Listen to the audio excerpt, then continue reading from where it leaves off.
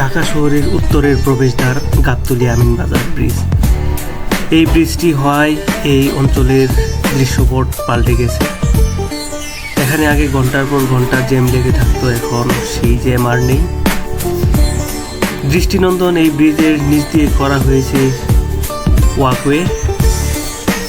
চমৎকার এই ব্রিজটির ফলে উত্তরাঞ্চল অংশের সাথে ঢাকার যোগাযোগ ব্যবস্থা হয়েছে আরও সহজতর।